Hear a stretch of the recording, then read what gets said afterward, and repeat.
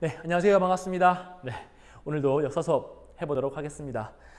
우리가 지난 시간까지 배운 내용들을 조금 정리해 볼게요. 하나는 중세 유럽 사회의 특징이었죠. 세 가지였어요. 하나는 종교 중심 크리스트교, 두 번째는 쌍무적 계약 관계에 의한 봉건 질서, 세 번째는 그러다 보니 장원 간의 교류는 없고 굉장히 폐쇄적인 성격을 띠었더라 라고 한 게 세 번째 특징이었습니다. 이 세 가지의 특징을 보인 게 중세 유럽 사회의 전반적인 모습이었다 라고 얘기를 했고요. 자, 두 번째는 바로 이 천년 동안이나 이런 특징을 보였던 중세 사회에 과연 어떤 사건이 변화를 가져오게 했을까? 바로 십자군 전쟁이라고 하는 대규모의 이슬람과 크리스트교 간의 갈등, 혹은 유럽과 아시아 간의 갈등, 이렇게 볼 수도 있다 했죠. 바로 그 사건이 유럽에 많은 변화를 주게 되더라 라고 하는 거였어요. 그래서 우리가 두 번째 다뤘던 게 십자군 전쟁이었고요. 자, 세 번째는 이 유럽 사회의 변화를 조금 더 가속화시켰던 사건, 바로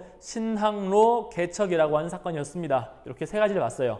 자, 오늘은 그 두 번째예요. 유럽 사회가 어떻게 바뀌어 나갔는지를 조금 더 구체적으로 보도록 할 겁니다. 여러 분야에서 여러 특징을 보이면서 바뀌어 나가기 시작을 하는데, 일단은 십자군 전쟁의 결과랑 같이 연결을 지어서 보도록 하겠습니다. 첫 번째, 자, 우리가 원거리 무역이라고 해서 바로 동서양의 무역이에요. 동서양 간의 무역. 그 당시에는 원거리 무역이라고 했는데 이게 확산이 돼요.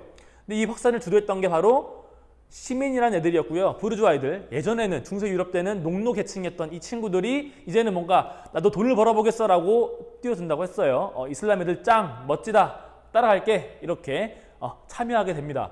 그러면서 자신들의 근거지인 도시를 만들죠. 길드를 만들고요.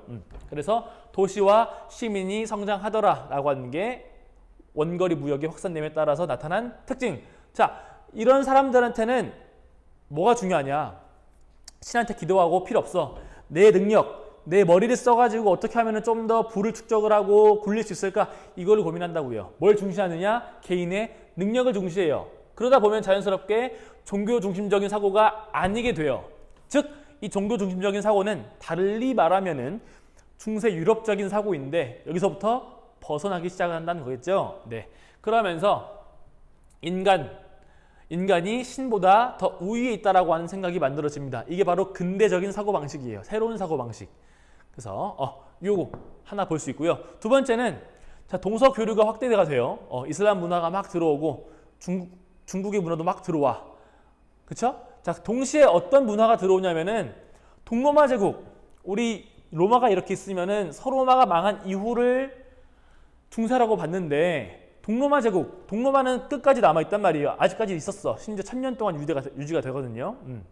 그러면서 이 동로마 제국의 문화들도 서쪽 지역에 전파가 되기 시작을 해요.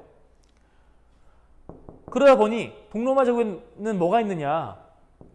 나라가 망하지 않고 1000년 동안 유지가 되다 보니까 예전에 그 고대의 문화들이 여전히 잘 보존이 되어 있는 거예요. 그리스, 로마 신화 이런 것들 있잖아요. 그런 그리스와 로마의 문화들이 잘 보존이 되어 있고 이게 서유럽으로 전파가 되기 시작을 합니다. 당시 서유럽은 게르만족이 다 뿔뿔이 흩어져가지고 새로운 나라를 만들고 그 나라들이 유지가 되어 오고 있었는데 게르만족이 점령하기 전의 상태의 그 내용들이 전파가 되는 거예요. 그러면서 다시 인간 중심적인 고대 문화가 인기를 끌기 시작을 합니다. 관심이 많아지기 시작을 해요. 그러면서 그리스에 있었던 누구죠? 뭐 플라톤이나 소크라테스 이런 사람들의 이제 이야기들이 막 연구되기 시작을 해요. 그게 특징입니다. 즉 뭔가 부활한 거예요. 고대 문화의 부활, 인간 중심적인 문화의 부활이라고 하는 새로운 시대가 나타나게 됩니다. 이걸 바로 우리가 르네상스라고 표현을 해요. 자, 이 르네상스는 이탈리아에서부터 시작이 됩니다. 그래서 건축과 예술, 문학 이런 쪽에서 다 뭔가 새로운 모습들을 보이게 돼요. 건축과 예술 하면은 우리가 다빈치를 빼먹을 수가 없고요. 미켈란젤로 빼먹을 수 없죠. 천지창조, 모나리자 이런 여러 작품들을 만나볼 수 있는 게 이 시기라고 할 수 있습니다. 이름 정도만 알아두도록 하고요. 문학에서도 페트라르카 혹은 보카치오라는 인물들이 각각 등장을 해서 새로운 시대의 새로운 징조를 보입니다. 거의 첫 번째 주자라고들 해요. 이 페트라르카, 보카치오는. 그래서 이름 정도는 알고 있읍시다. 네, 이렇게 하면은 얼추 르네상스를 정리할 수 있을 것 같은데요. 이게 이탈리아에서만 유지가 된 게 아니라 전 지역으로 확산이 돼요.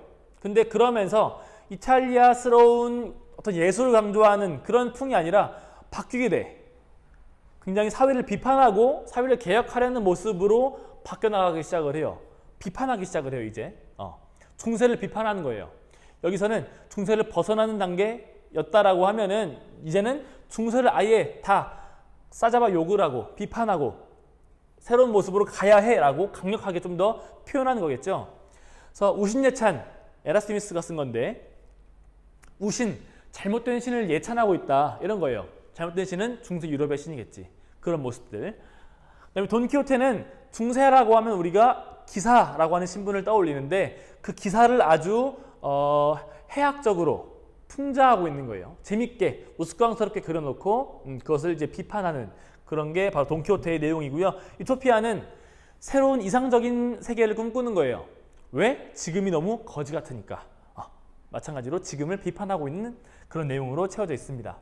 이 정도 같이 알아두도록 하겠습니다. 칠판에 적혀있는 이름 그리고 작품 정도까지는 우리가 기억을 해두도록 하겠습니다. 네, 그럼 이렇게 간단하게 르네상스를 좀 마무리하고 다음 내용 보도록 하겠습니다.